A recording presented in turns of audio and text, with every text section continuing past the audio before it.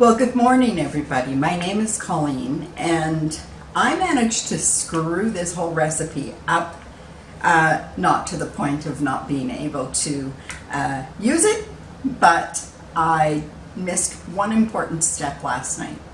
I forgot to hit the record button on the camera. So we're going to be starting a little bit backwards. So join me in a minute. I'll have everything here and we'll get started.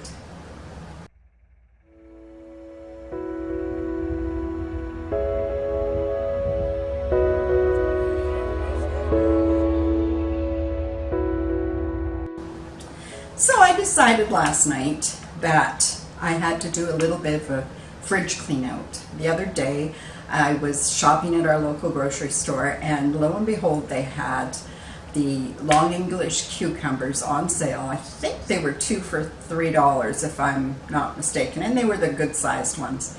So I bought 4. I'm not sure what I was thinking about there. Anyway, last night when I realized that we better get them used up, I went looking for a recipe that I could use them in, something that we would definitely eat.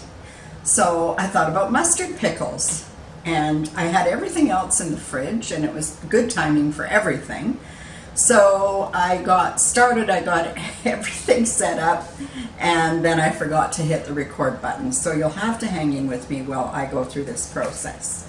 So in the bowl, I have a half a head of cauliflower. I have 1.5 red peppers chopped. I have pearl onions. Gee, I've even forgotten what's underneath the plate. All of the recipes in my videos will be in the description box below. And once I break in here, you'll be able to see them. So what I did with them is I just cut them into bite-sized pieces. Oh, I forgot about the cucumbers. So, and then the cucumbers, because they were long English, and those cucumbers don't necessarily hold up really well under pickling, I cut them lengthways and I scooped out all the seeds, and then I cut them. And you certainly don't get as much pickle that way, but I'm trying to rescue the pickles. So here we go. So I cut them all up, and then I of course salt on them. Now last night I had no pickling salt. All I had was kosher salt, which if you use kosher salt instead of pickling salt in your pickling recipes, it'll turn your pickling liquid a little cloudy. But for me that didn't matter, because by the time you put the mustard sauce onto the vegetables, you can't tell whether it's cloudy or it's not. So I got everything into the bowl. I sprinkled on the 1/4 cup of pickling salt. I worked it all through with my hands, and then I covered it with water. I also then added a plate, and on top of the plate, to hold everything down, I added another bag of water, the Ziploc bag of water. I'm just going to transfer these things over into the sink. Maybe I'll set that on the counter for a moment. And this is what the veggies look like now. Now, they look like they've stood up pretty good all night in the water. So I used a jar of the little pearl onions rather than trying to find at this time of the year the little pearl skinned onions in the store and then peeling them for half the night. So because this is a recipe that you let soak overnight. So everything looks like it did really well. I'm going to drain it now, then I'm going to taste a little bit of it to find out how salty it is, because I may need to rinse it more than one time to get the excess salt out, because right now it's quite salty. So I'm going to turn my back to you, put the strainer in the sink.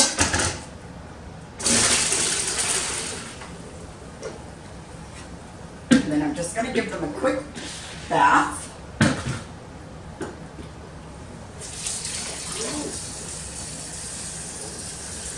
See if I can get them down to where I want them to be. Shouldn't take too long. Let's see.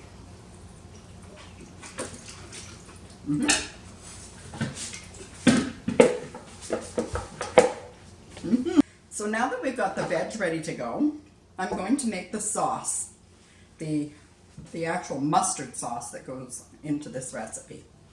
So into a large pot, because those veggies are going to end up in this pot too, it's going to be a tight squeeze. I'm going to add 2 cups of sugar. Just plain white sugar is good. I'm going to add 1/4 cup of ground mustard, which you can buy any place, really, spice aisle. I'm going to add, I'll add the flour first. I'm going to add 1/3 cup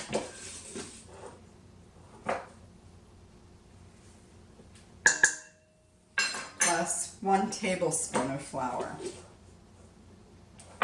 I don't mind if it's a little thicker, but. And then I'm going to add 1½ tablespoons of turmeric. And I'm trying to pour that off to the side. I should get points for that. Because I'm always dumping it out and getting too much in there. There's 1.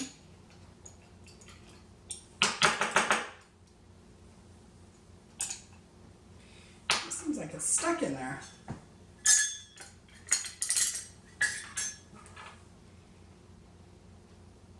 1½ tablespoons. Did I say teaspoons before? 1½ tablespoons of turmeric.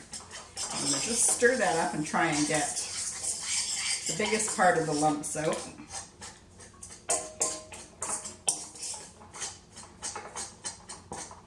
I hope your week has gone well and that you're staying sane and staying healthy and safe wherever you are.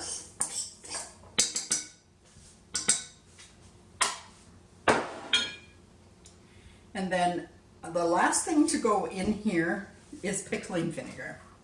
So I'm going to add 2 1/2 cups of pickling vinegar. And then I'm going to mix this up with a wooden spoon.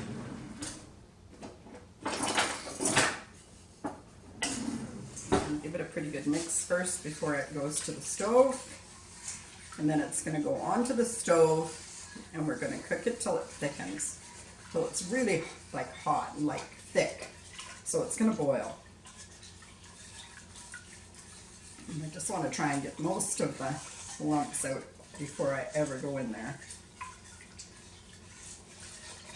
Now, I hope this is showing you that pickles are not that hard of a deal.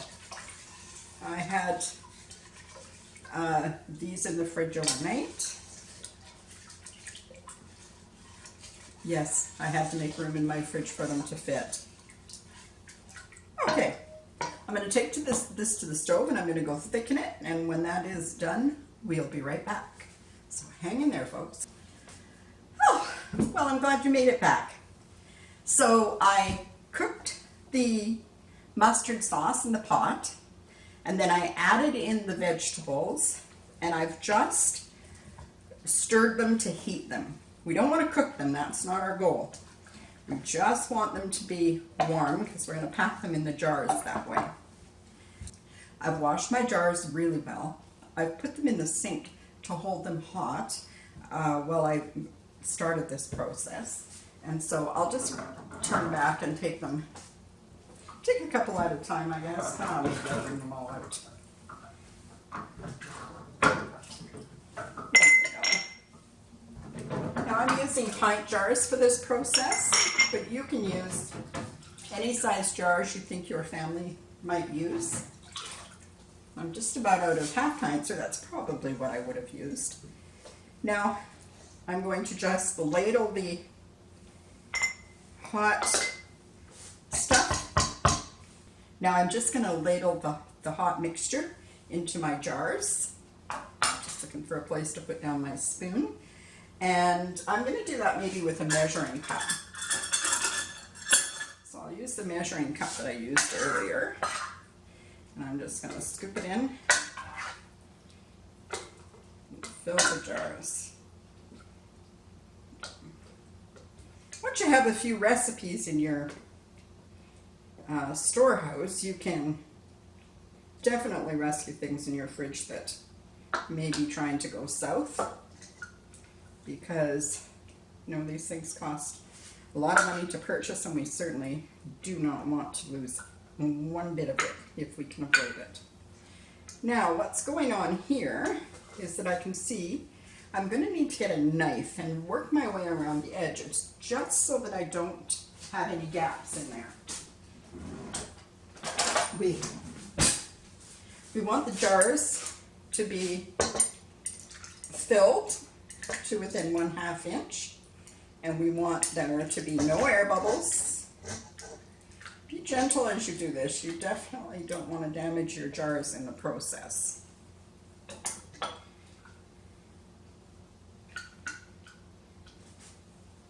I think I'm just about there. Give it a good squeeze. Seems kind of counterproductive. Then I'm going to take a piece of wet paper towel that I've just wet in my sink behind me, that the jars were just in. Clean the rim good. I'm going to add one of my seals that's been soaked in hot water. I'm going to put it into the canner. Now, while I've been touting its virtues as a pressure canner, this canner also works as a water bath canner. So that's how we're going to use it today, as a water bath. And I don't think it would work so well for quart jars, because you really should have at least 1 inch of water over top of the jars. And when you're using quart jars in this machine, they come right up to the top. I think it would be pretty difficult to do them. So I wouldn't try in a water bath, because I have another water bath canner too. This one's just really convenient if you're, doing small batch canning. That's why it's out on our counter. Just removing the air bubbles. You know the process by now. So let me tell you a little bit about where we live while I'm working on this. We live in the Rocky Mountains of Canada, not too far from Banff, Alberta, for those of you that may be looking for a landmark that you could recognize. That one seems to be the most well-known, although where we live exactly, we have Kicking Horse Mountain Resort, which is one of the premier ski resorts in the world. And we are definitely, we definitely live in a beautiful location. And I'll try to take you out to see some of those places now that the weather's starting to warm up. We can get out and do a bit of walking and hiking. Keeping our social distance, of course. So far, do you feel like any of this is something you couldn't have done? If you have any questions about this process, please don't hesitate to leave me a message down below, and I will answer your questions to the best of my ability.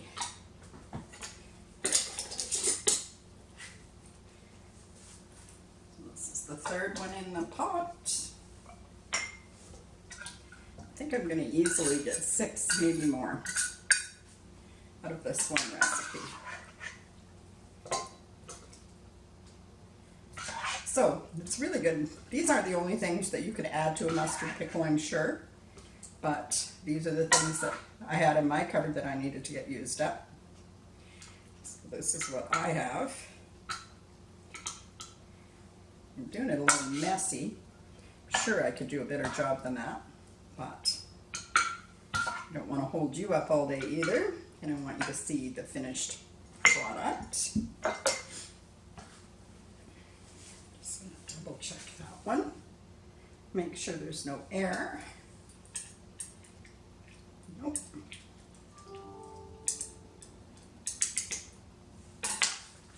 It's very sticky here because of the sugar in the mixture.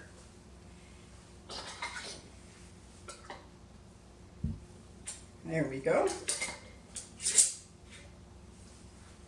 So at this time of the year in the Rocky Mountains where we live, the snow is melting and it's way behind this year. We usually have bare ground by this time of year, but we had a kind of a long winter. It started early, and as a result we are still got some patches of snow to get rid of. Although here in the low-lying part of the valley, we're in good shape, but all you have to do is go up a couple 100 feet into the benches and they still have plenty of snow they're dealing with up there. Have you gone and looked it up, Picking Horse Mountain Resort? Yeah, it's pretty fantastic. It has the highest elevated dining experience in North America. And 5 of them fit in the canner.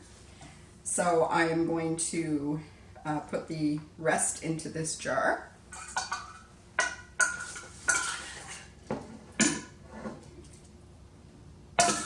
Because it certainly won't fit in there. But what I will do with it is I will just leave it as it is, and I will put it in the fridge.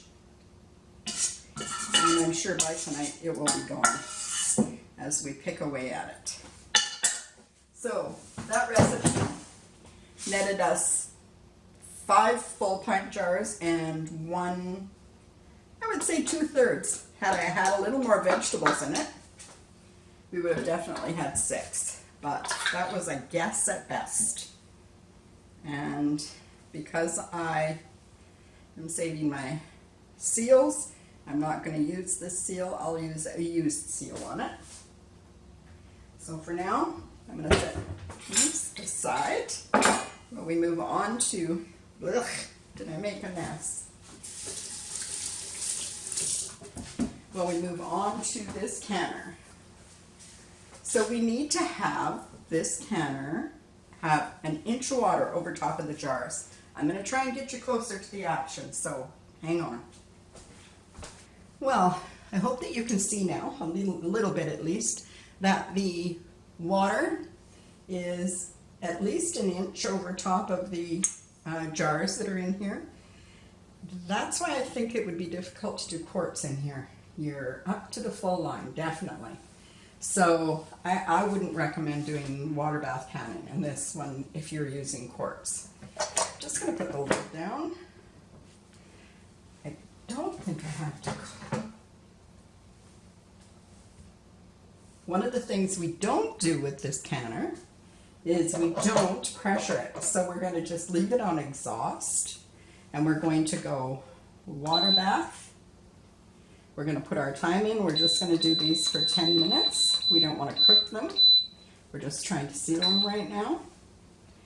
And then we're going to hit the start button and it will start doing its timing. I have closed the lid entirely because I don't want the boiling water boiling all over the kitchen. But as soon as this is ready, I'll give you a wee peek.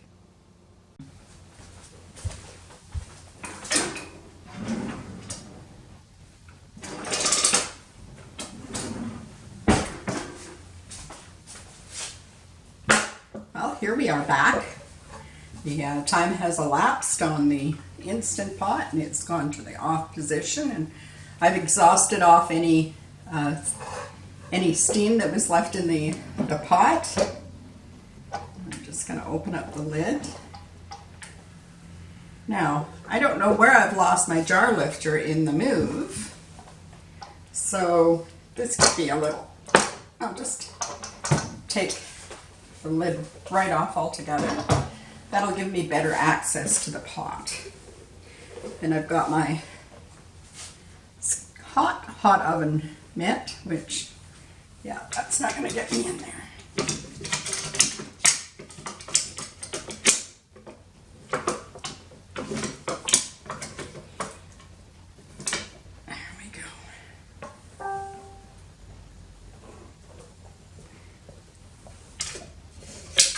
Now I've got a little room in there.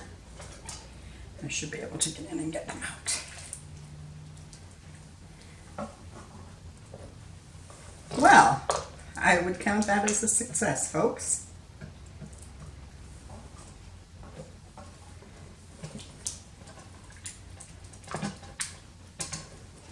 I want to make sure I have a good grip in there before I let go.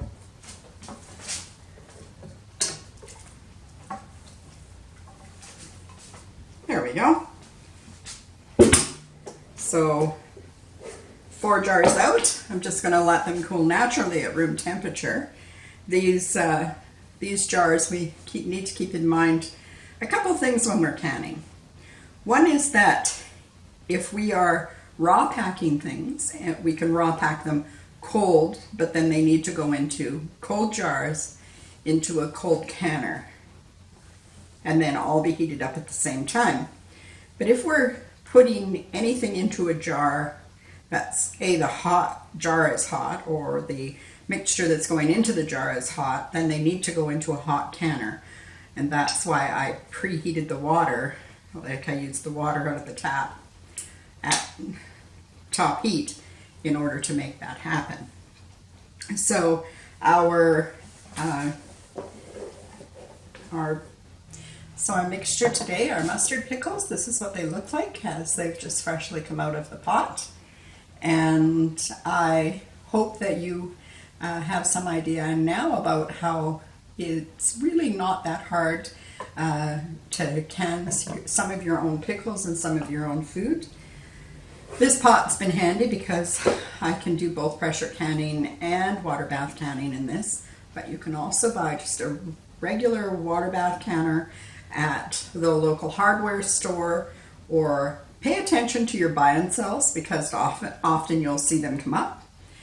And the same with family members. There may be somebody in your family that has a water bath or a pressure canner that they're not using at the moment and that you could borrow to do a small job like this one.